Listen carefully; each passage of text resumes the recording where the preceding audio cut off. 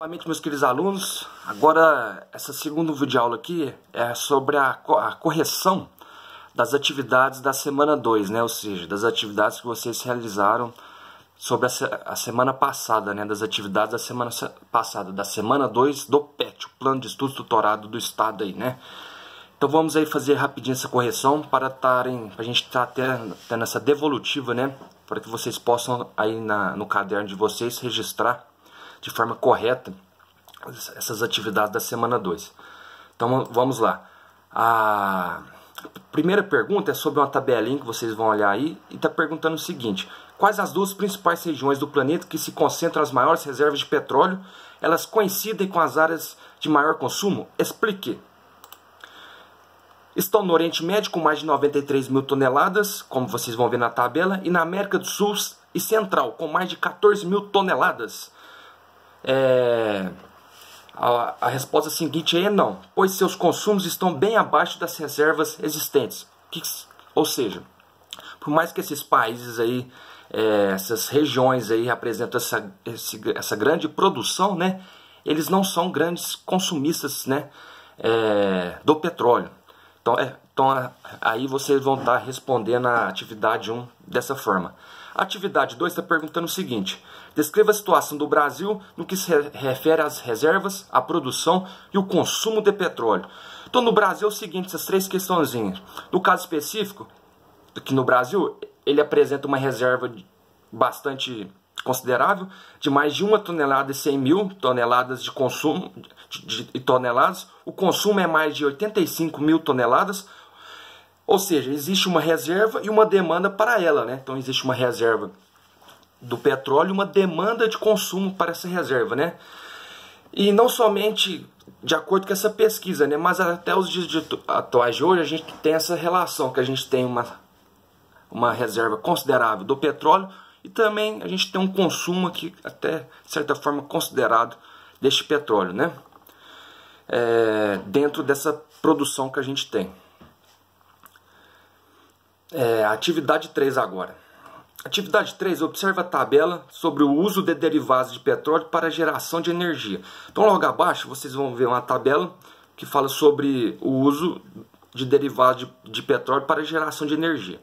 Quais os 3 países que mais consomem petróleo para geração de energia elétrica no mundo? Então quais 3 dessa tabela está mostrando quais são os 3 países que mais utilizam o petróleo para geração de energia?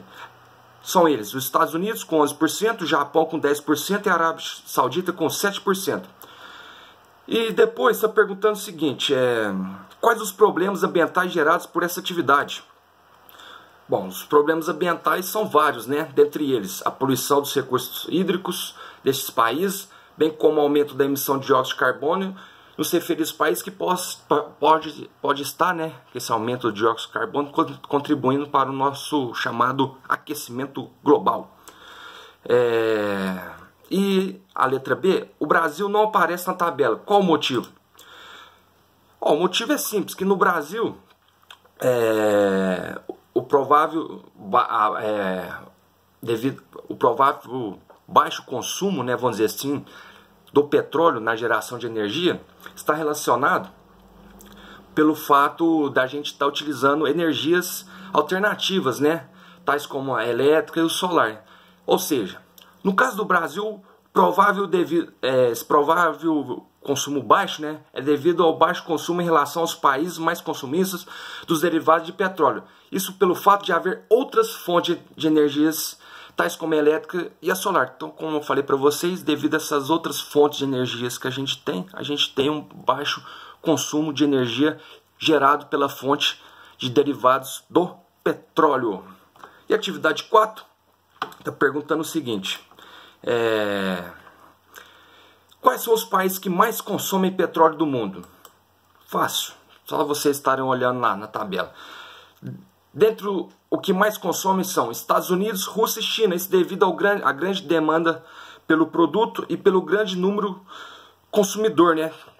Então esses países, Estados Unidos, Rússia e China, são os países que mais utilizam o petróleo no mundo. Consomem, né? Muito por conta de serem grandes produtores, né, e grandes consumistas dentro do seu mercado aí.